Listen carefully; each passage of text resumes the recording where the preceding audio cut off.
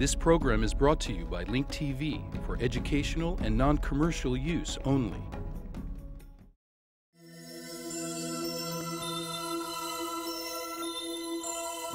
Mosaic, a daily news program from Link TV, presents a selection of news reports from independent and state-controlled broadcasters from throughout the Middle East.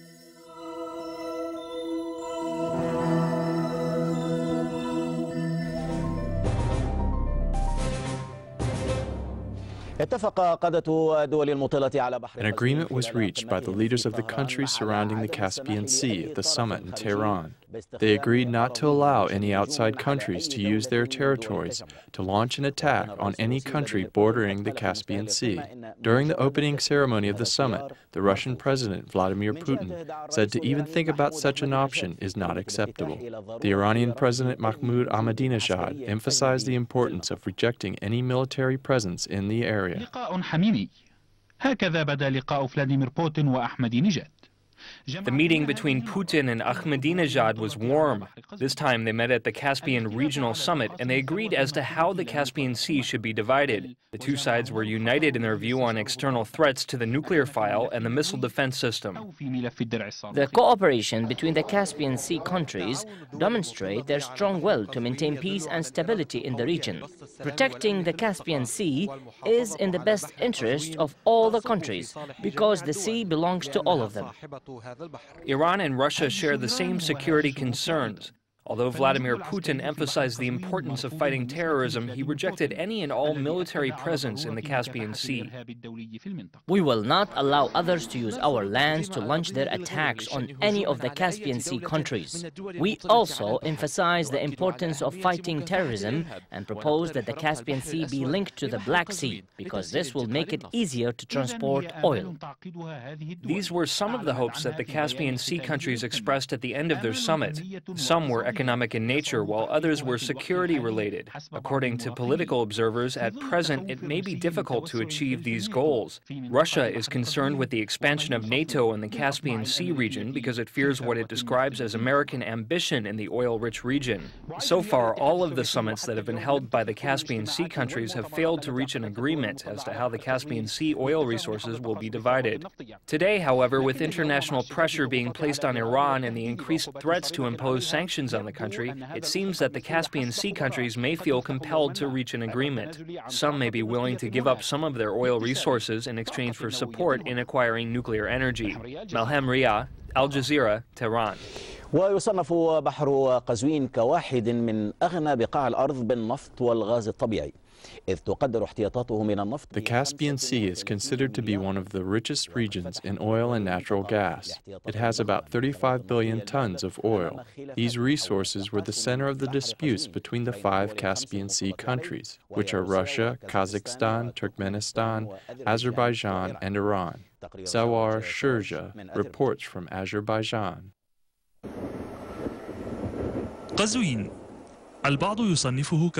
Some consider the Caspian Sea to be a salty lake, while others consider it the largest closed sea in the world. The dispute on whether to consider the Caspian a sea or a lake has become much more important after huge amounts of oil and natural gases were discovered in it. The 5 countries surrounding the sea, Russia, Kazakhstan, Turkmenistan, Azerbaijan, and Iran, have been involved in many disputes over how to share these resources. According to recent estimates, the Caspian Sea has 35 billion tons of oil and 10 billion cubic meters of natural gas. This means that this sea has the richest oil and gas resources in the world.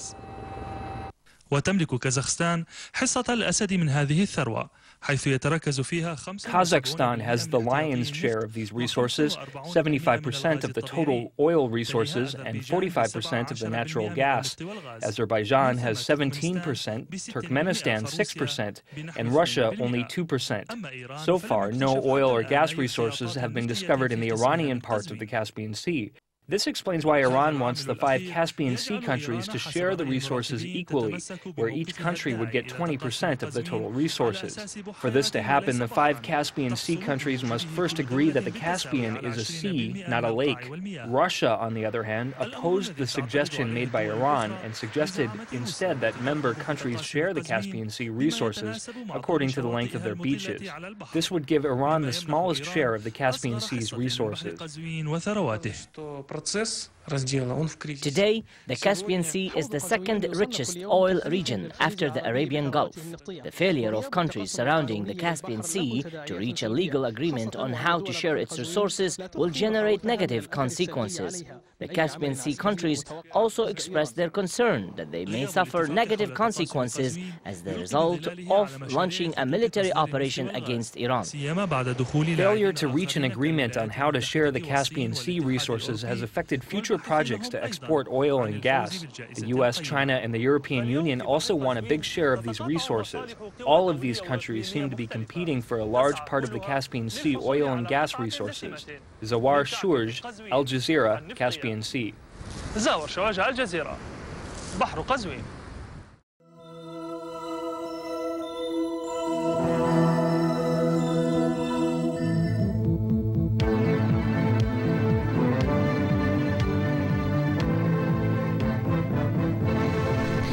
On the sidelines of the Tehran summit, the Iranian president told his Russian opposite number, Vladimir Putin, that regional cooperation is needed to stave off all potential threats. President Putin, for his part, expressed satisfaction with his Iran trip, saying Moscow persistently follows expansion of ties with Tehran. Ahmadinejad also met with his counterparts from Turkmenistan and the Azerbaijan Republic.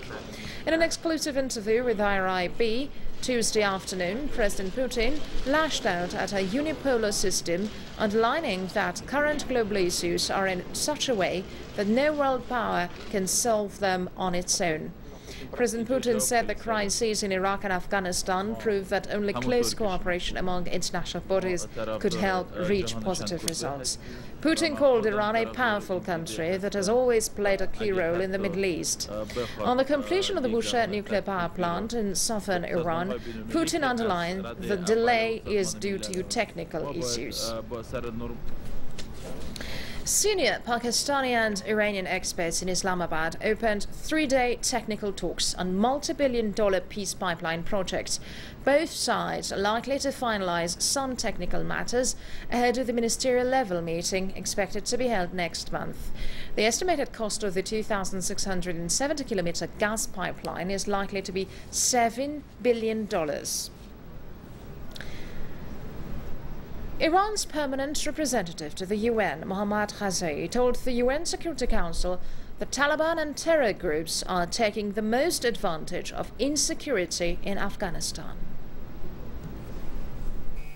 The fact that during the past 2 years, terrorists have seemed more emboldened in their crimes in Afghanistan well indicates that in combating terrorism and insecurity in the country, contacts with those responsible for insecurity and terrorist activities that could be wrongly interpreted as rewarding terrorists and criminals will prove counterproductive and dangerous for Afghanistan, for the region, and for the whole international community.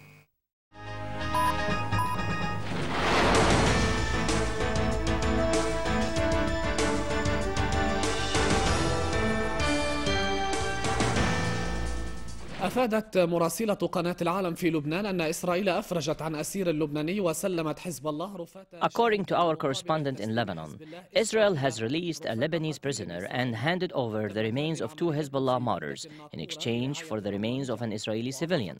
The deal took place in the town of Nakura under a German auspice. The remains of the Hezbollah martyrs were to be transported to Beirut by an ambulance via the Nakura border crossing. This news comes after another ambulance has carried the remains of an Israeli civilian via the Nakura passage between Lebanon and occupied Palestine. We are now joined from Nakura in southern Lebanon by our correspondent Fatima Awada. Fatima, can we say that the prisoner swap deal between Israel and Hezbollah has been completed and that the remains of the 2 martyrs have arrived in Nakura? ليس بشكل كامل حسين. يعني الذي حصل تماما أنه بدأت فعلا عملية صفقة أو صفقة. No, the deal has not been totally finalized. Hezbollah and Israel have just started to implement the prisoners swap deal. Hezbollah, through the International Red Cross, has handed over remains of an Israeli civilian who was reported missing after drowning at sea. After conducting DNA tests, the Red Cross transported by ambulance the remains of the captured Israeli civilian. In fact, a Red Cross convoy, including an ambulance, was seen entering occupied Palestine just a short while ago. In addition, similar DNA tests on the remains of the captured Hezbollah martyrs were also conducted. However, Israel has not yet handed over any of the Hezbollah prisoners to the Red Cross.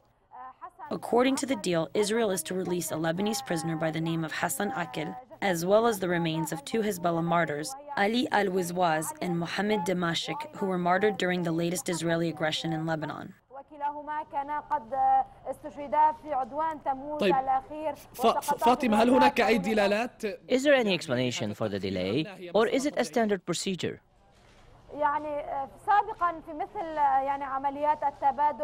There have been delays during previous prisoner swap deals.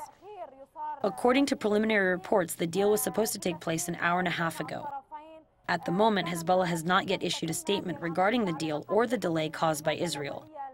It seems that Israel wants to verify once more the results of the forensic tests before meeting its end of the bargain. It also seems that Israel wants to hand over the Lebanese prisoner and the remains of the two martyrs separately. It wants to hand over first the remains of the two martyrs and then release the captured Hezbollah fighter. As I mentioned earlier, another part of the prisoner deal is taking place in Germany, where reports are still sketchy. However, from what we know so far, a Lebanese prisoner, Abbas Rayahil, and an Iranian prisoner will be released in a German-sponsored swap deal. Meanwhile, Hezbollah is expected to reveal the details of its deal with Israel tomorrow. نعم. طيب فاطمة، حزب الله هل يعني قال أنه نعم حزب الله هل تحدث أنه من المتوقع أن يكون هناك Did Hezbollah say whether or not it will issue a statement, because it has not yet commented on the issue?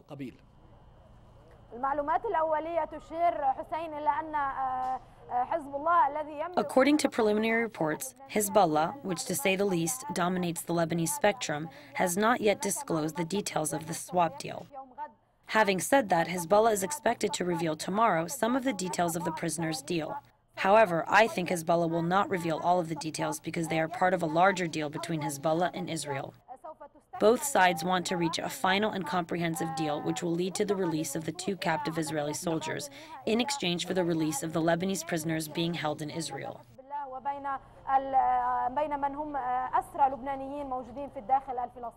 Fatima Awada, our correspondent in Nakura along the Lebanese-Palestinian border in southern Lebanon, thank you very much.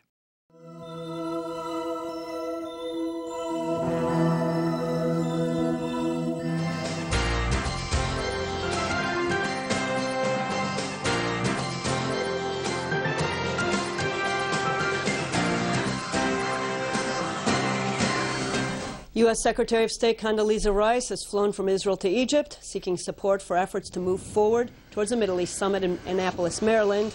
Rice held talks in Cairo with Egyptian President Hosni Mubarak, who has played a major role in mediating differences between Israel and the Palestinians and among squabbling Palestinian factions. Tomorrow, Rice will be back in Israel and the Palestinian Authority for another round of shuttle diplomacy. Secretary of State Rice is facing daunting challenges in trying to bring Israel and the Palestinians close enough to make the Annapolis Peace Conference worthwhile. During a pause in her shuttle diplomacy, Rice told IBA's Ayala Hasson Nesher in an exclusive interview that a two-state solution is a key U.S. interest, and both sides must drop contentious demands and try to reach a joint statement ahead of the conference. Madam Secretary, at this point, do you know what form the joint declaration will take? Will it include the essential issues as Jerusalem, refugees, borders? Yes.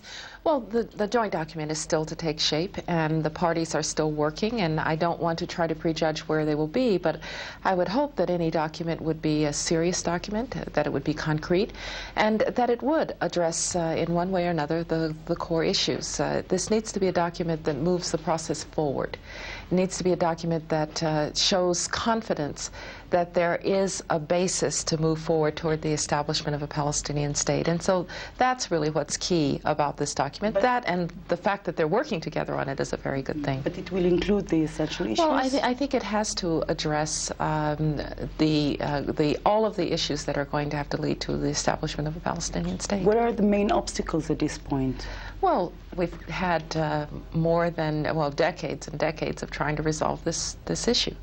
And of course, the last 6 or so years, there have been really no discussions between the parties of the actual road to develop a Palestinian state or to establish a Palestinian state.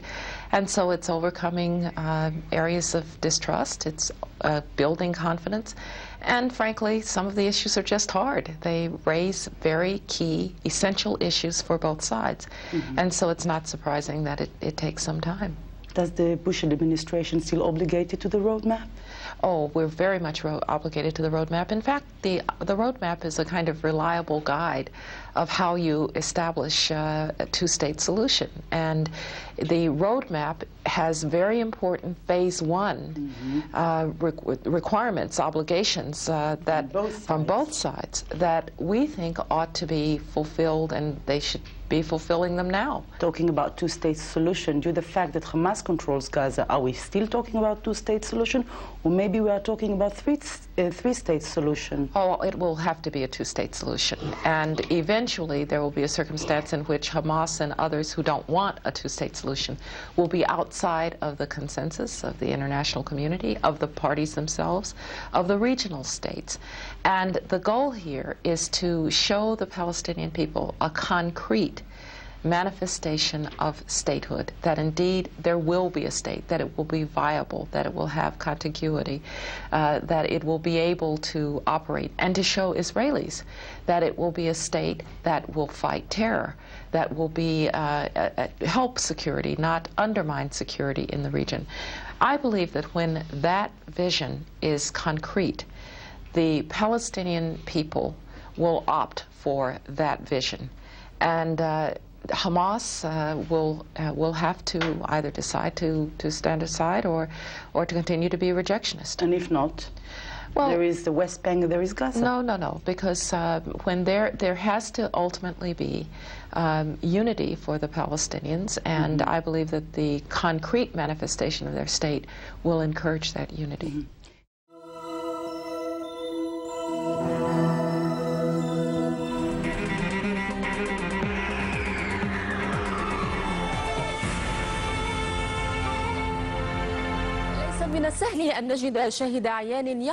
It's not easy to find an eyewitness who will go in front of a camera to testify about what they saw in the Nahr al-Barid refugee camp without being afraid of retaliation from members of Fatah al-Islam or those who sympathize with it.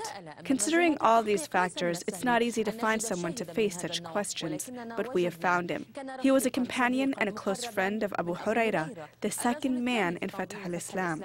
He told us what he knows, but on the condition that we do not reveal his identity.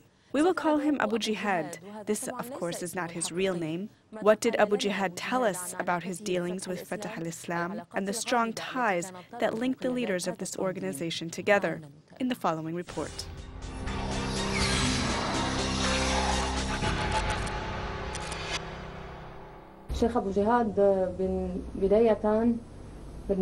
Abu Jihad, first we would like to know your relationship with Abu Huraira. When did you get to know Abu Huraira?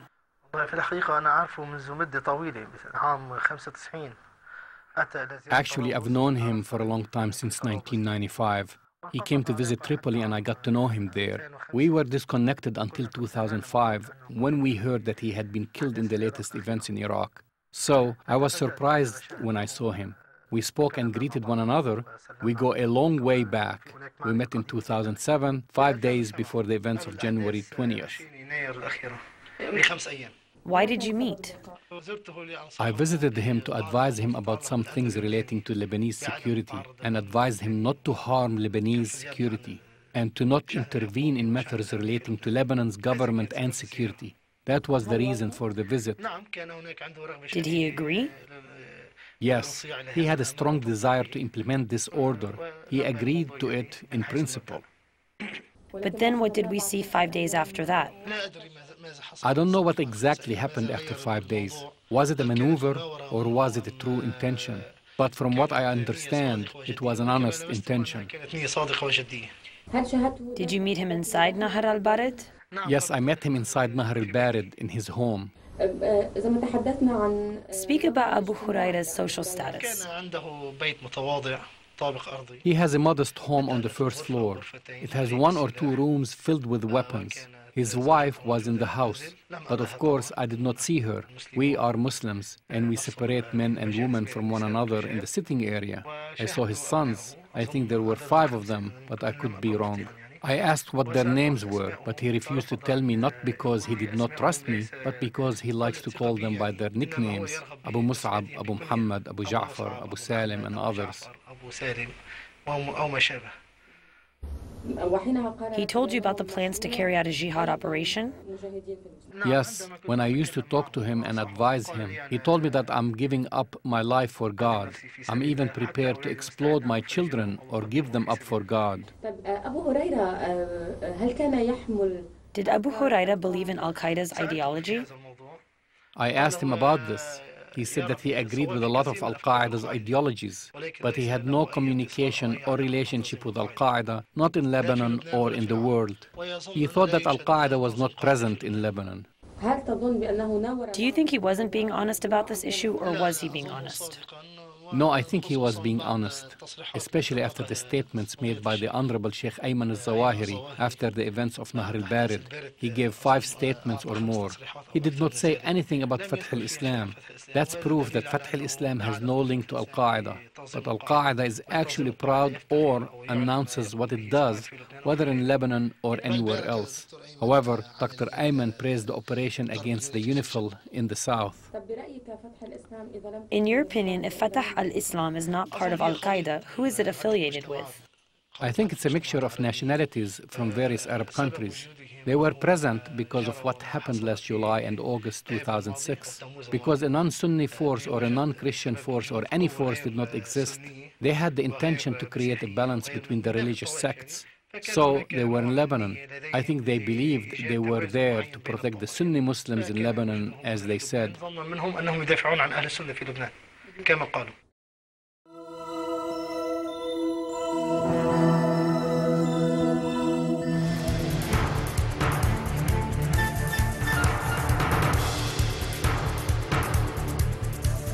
في العراق أعلن جيش الاحتلال الأمريكي في بيانين منفصلين. The American occupation army in Iraq announced in 2 separate statements that 2 of its soldiers were killed and 3 others were wounded by an explosive device in southern Baghdad yesterday evening. Another soldier was killed due to unspecified causes. The number of Americans that have been killed since the invasion has increased to 3,828 soldiers.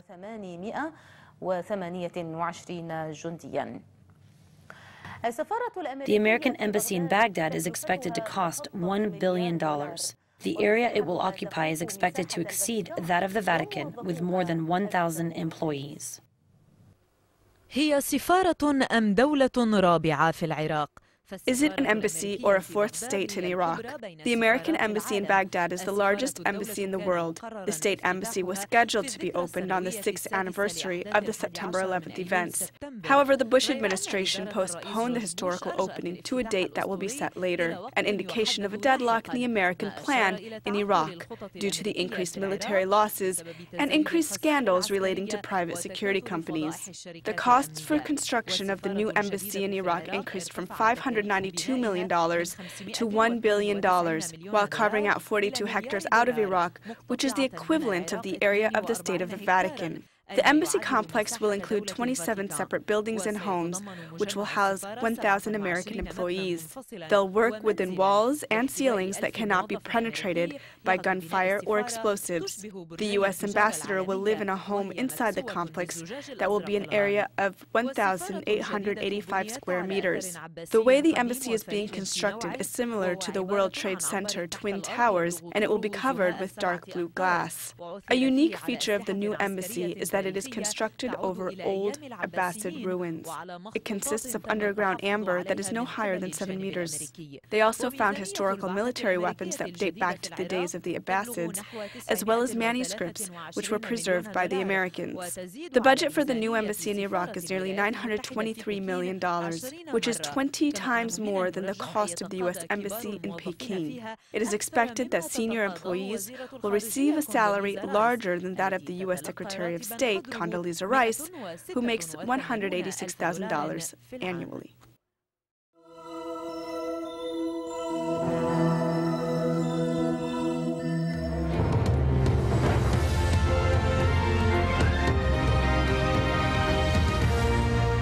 The battle for Afghanistan is not just being fought on the battlefield. There's also a big propaganda offensive underway. Taliban fighters are filming attacks and giving the tape to TV stations, which is ironic because TV used to be banned before the Taliban were ousted. You may find some of these images disturbing in this exclusive report from Hamish MacDonald. This conflict is largely viewed from the side of NATO and US forces. Media access is regularly granted and journalists often travel to the front line. Rarely, though, do we see these battles from the other side. The Taliban, in an apparent attempt to display its resurgence, has delivered 14 tapes to Al Jazeera. We cannot be certain when or where these images were filmed. Among the footage, attacks on Afghan police vehicles. The tape shows one person trying to escape before being shot. The cars are then set alight. Another tape shows Taliban fighters proudly displaying what they discovered last year at an empty US military outpost. They appear particularly intrigued by the night vision goggles. The Taliban like to show powerful himself and show their enemy weak. And if I don't know how much the people believe that in the villages. The Taliban carried out a month-long campaign of suicide bombings and roadside attacks during Ramadan. These tapes demonstrate some of the techniques being used. NATO and the US-led coalition forces in Afghanistan say that they've made significant advances against the enemy in recent months, while the Taliban claims that it's increasing its support across the country. But with so much propaganda being disseminated from all sides of this conflict, it's difficult for anyone here to know just who's telling the truth. The tapes also provide an insight into the mindset of those fighting this conflict. And from the US side as well. These images from a Dutch television documentary were among the tapes sent to us by the Taliban. The desire to gain the psychological advantage has meant that armed groups here and across the Middle East have now embraced propaganda in a big way. On all sides of the Afghan conflict, there is an awareness that while the battles are important, the message may help win the war. Hamish MacDonald, Al Jazeera, Kabul. One nation, many voices. The stories of Muslims in America. At work, at play, having fun. What is life like for the millions of people in this country who practice Islam? And then finally I looked in my heart, and there he was. Even today, Muslims still reciting. Kind of in limbo.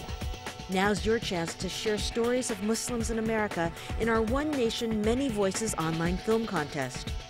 We're awarding $50,000 in cash prizes divided among 6 categories: comedy, drama, documentary, animation or music, a special category for filmmakers 18 and under, plus films under 60 seconds long. You don't have to be a Muslim to enter or to vote for your favorite films online. You just have to live in the United States. The deadline for entries is November 25, 2007, so hurry. Check out details at linktv.org/OneNation. One Nation, Many Voices. Muslims in America. Stories, not stereotypes.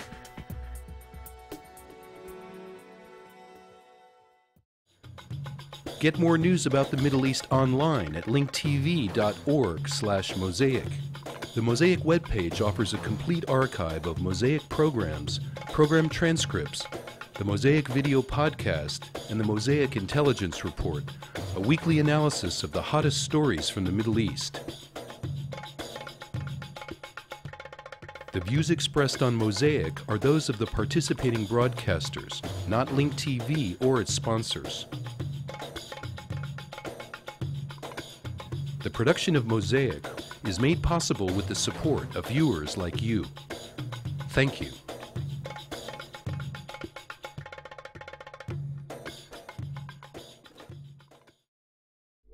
This program was brought to you by Link TV for educational and non-commercial use only. Link TV is the only U.S. television network devoted to global and national news, with uncompromising documentaries and diverse cultural programs. Programs which connect you to the world.